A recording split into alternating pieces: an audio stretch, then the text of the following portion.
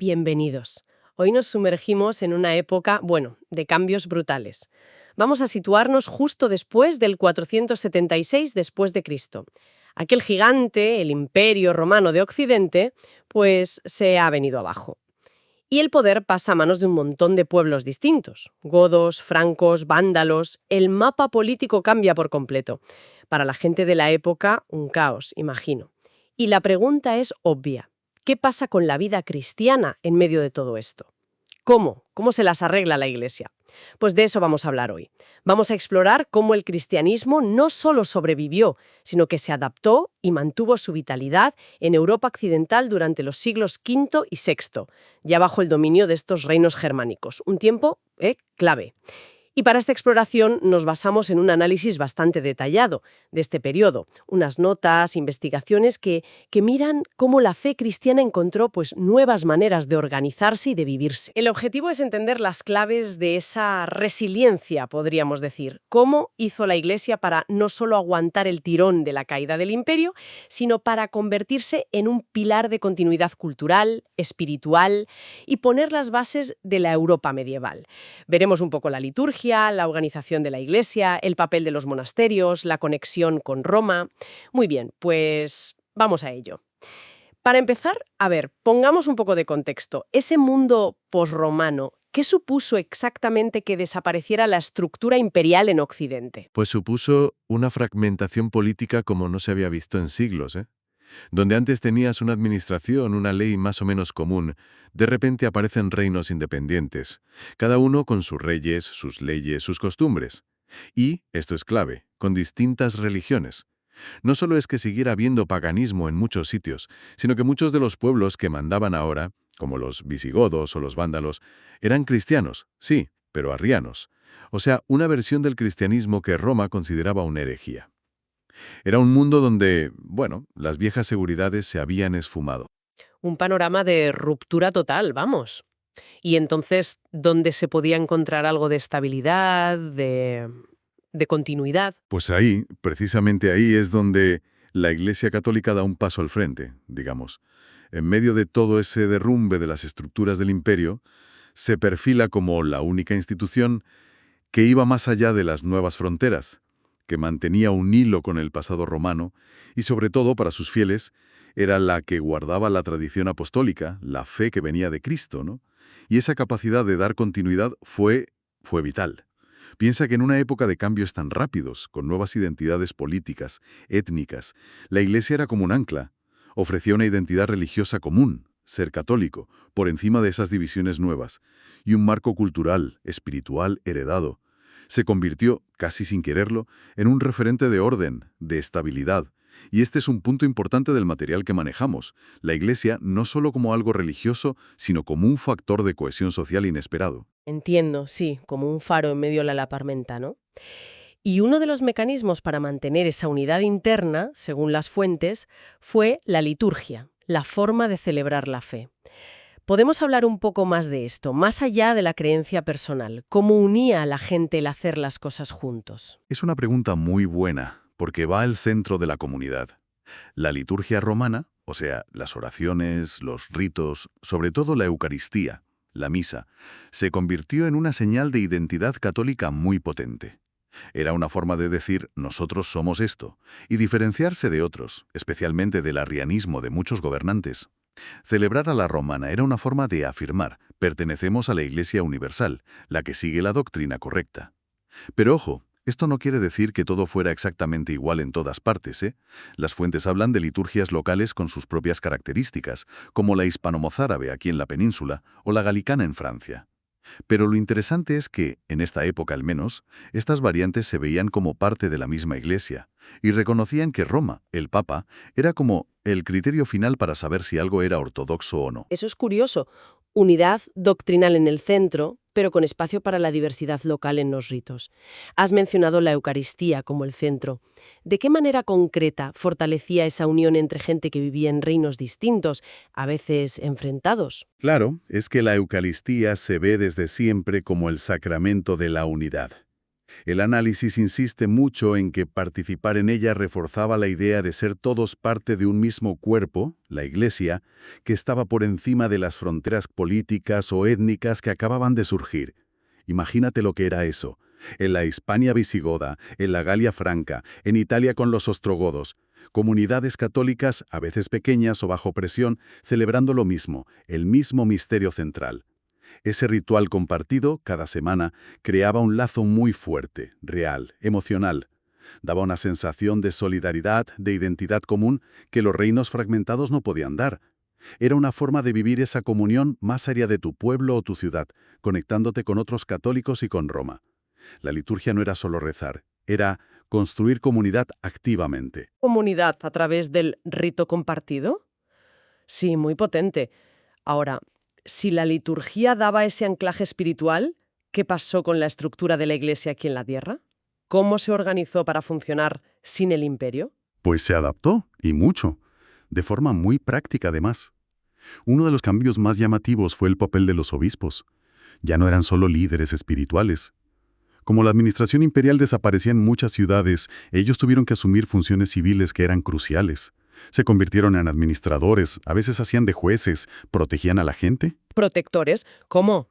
¿Literalmente? Pues sí, en el sentido más literal.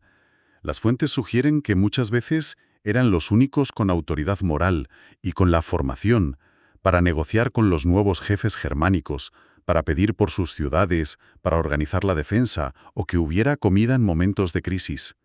Hay historias de obispos actuando como verdaderos defensores de la ciudad. Pasaron a ser figuras sociales y políticas de primer orden, no solo religiosas. Ahí tienes otro punto clave: el liderazgo de la Iglesia llenando vacíos de poder civil. Y claro, esta nueva importancia pública trajo también mayores exigencias para los curas, para el clero en general. Se apretaron las normas de disciplina interna. El celibato, por ejemplo, aunque su historia es larga, se va consolidando como la norma en Occidente en esta época. Se esperaba que el clero se dedicara por completo a la comunidad, no solo en lo espiritual, sino también en lo social. Parece un cambio de perfil muy importante, de líderes espirituales a figuras con un peso social enorme, casi político. Y sobre la disciplina interna, el material habla de la penitencia pública. Suena bastante fuerte hoy en día. ¿Por qué era tan importante ser tan estrictos? Sí, la verdad es que la penitencia pública por pecados graves, que suponía estar apartado un tiempo, hacer prácticas ascéticas antes de reconciliarte, nos choca hoy, pero en aquel momento cumplía funciones muy importantes. Primero, dejaba claro que ser cristiano era algo serio, que implicaba unas normas morales. Segundo, era un mecanismo muy fuerte para mantener la unión y la identidad del grupo. Piensa que los católicos a menudo vivían rodeados de paganos o de arrianos, y las presiones para adaptarse, para dejar la fe, podían ser grandes. Tener una disciplina interna clara, exigente, que se viera, reforzaba los límites de la comunidad. Era una forma de decir: pertenecer aquí significa esto, y es importante. Ayudaba a mantener la integridad doctrinal y moral del grupo frente a influencias de fuera. Y eso era vital para sobrevivir y para actuar como un cuerpo unido. Entendido. La disciplina como una forma de cohesionar y de afirmarse en un entorno difícil. Hablando de focos de fe y cohesión, otro elemento que destaca mucho en este periodo, según las fuentes, es el monacato. ¿Qué papel jugaron los monasterios? Un papel absolutamente central, y en muchos frentes. Los monasterios nacen o se consolidan en esta época como auténticos centros de oración, cultura y caridad. Eran, en cierto modo, como islas de estabilidad y de vida cristiana más intensa en medio de toda la agitación. Islas. ¿Estaban aislados del mundo? No siempre aislados físicamente, pero sí apartados en muchos casos, y eso les daba cierta protección. Pero su impacto iba mucho más allá. Primero, como centros de oración continua, la gente los veía como intercesores por la salvación del mundo. Segundo, y esto es muy conocido, tuvieron un papel crucial en salvar la cultura escrita. Mientras la educación formal se venía abajo en otros sitios, los monjes copiaban manuscritos. No solo textos religiosos, también obras clásicas de la antigüedad que si no se habrían perdido. Siempre oímos lo de copiar manuscritos, pero ¿era solo copiar y ya está? ¿O había algo más? Era un trabajo enorme y activo. No solo copiaban, También estudiaban esos textos, los comentaban, y sí, en cierto modo, elegían qué se transmitía. Eran centros de enseñanza, mantenían viva la lectura y la escritura, formaban a los futuros clérigos, y a veces hasta a laicos. Y además eran centros de caridad. Atendían a pobres, enfermos, peregrinos. Y también focos de evangelización en zonas rurales. Figuras como San Benito de Nursia, con su famosa regla de principios del siglo VI, dieron una estructura muy equilibrada a esta vida: oración, trabajo manual, estudio, que resultó ser muy fuerte y atractiva. Así que los monasterios se convirtieron en faros, no solo espirituales, sino también culturales y hasta económicos, y fueron decisivos para formar la Europa medieval.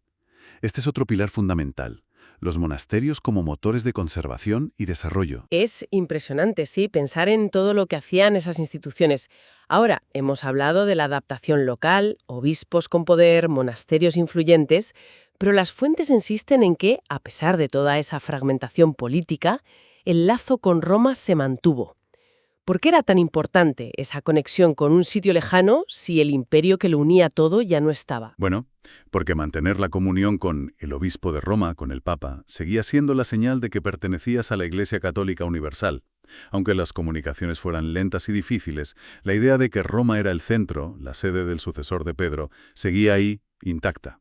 Y esta conexión era especialmente importante en sitios donde gobernaban reyes arrianos, como el reino visigodo aquí en Hispania, antes de que se convirtieran al catolicismo, o el vándalo en África.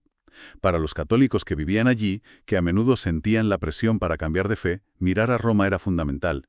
Allí encontraban una referencia doctrinal clara, la confirmación de que su fe era la correcta y un apoyo moral muy importante para resistir. Roma era el símbolo y, hasta donde podía, el garante de la unidad de la fe frente a la herejía. El análisis menciona cartas, correspondencia de los papas a estas regiones. ¿Qué nos dice eso? ¿Era solo un reconocimiento simbólico o Roma intentaba ejercer alguna autoridad real? Las cartas papales a obispos en España, en las Galias, en el norte de África, que se conservan, demuestran que no era solo simbólico, ¿no?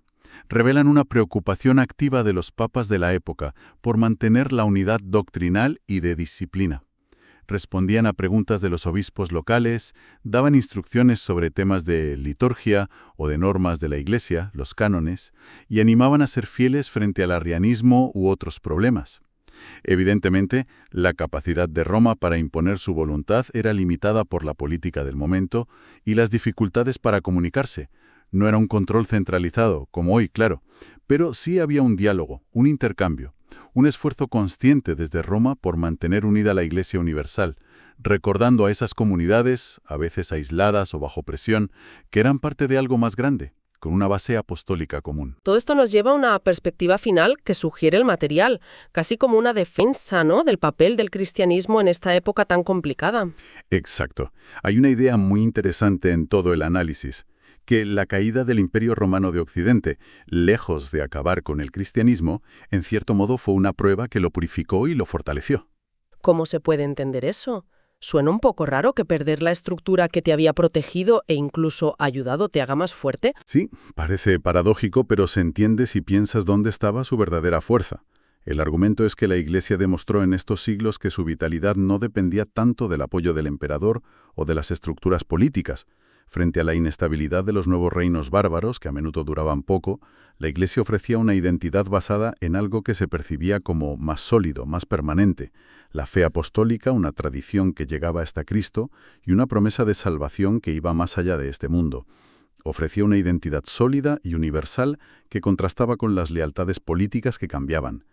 La caída del imperio, en cierto modo, obligó a la Iglesia a apoyarse más en sus propios recursos, los espirituales, los doctrinales, los de organización.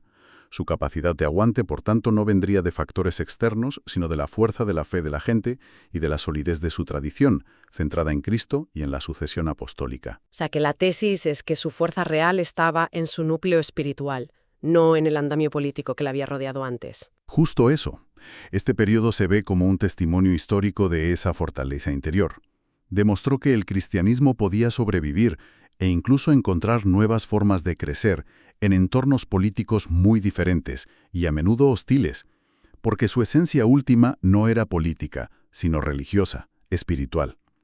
Los cambios del poder terrenal no decidían su destino. Muy bien. Pues hagamos un pequeño resumen para fijar las ideas principales. Después del derrumbe del Imperio Romano Occidental, la vida cristiana no solo siguió, sino que se adaptó y se hizo fuerte gracias a varios pilares clave que hemos visto según este análisis. Primero, la liturgia, sobre todo la Eucaristía, como señal potente de identidad y de unión universal. Segundo, una estructura de la Iglesia que se adaptó, con obispos que asumieron un papel de líderes sociales, administrativos, muy importante, y un clero al que se le exigía más disciplina y servicio. Tercero, el auge de los monasterios, que se convirtieron en centros vitales de oración, de conservación de la cultura, de caridad y de transmisión de la fe y del conocimiento. Y cuarto, que se mantuvo el vínculo con Roma, que sirvió como referencia de unidad en la doctrina y como apoyo moral, sobre todo para las comunidades que estaban bajo presión. Y la conclusión que sacamos es fuerte. En medio de la fragmentación y la incertidumbre, la Iglesia se consolidó como una columna y faro de estabilidad espiritual y cultural. Y esa consolidación interna tuvo unas consecuencias enormes. Al adaptarse y fortalecerse en estos siglos de transición, la Iglesia no solo sobrevivió, sino que puso las bases para la siguiente gran etapa: la evangelización y la asimilación poco a poco de los propios pueblos germánicos.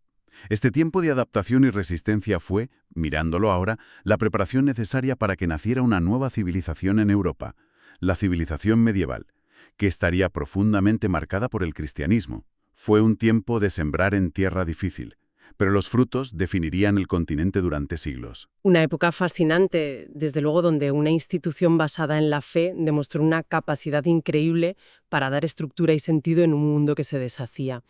Y esto, claro, nos lleva a una reflexión final para pensar un poco.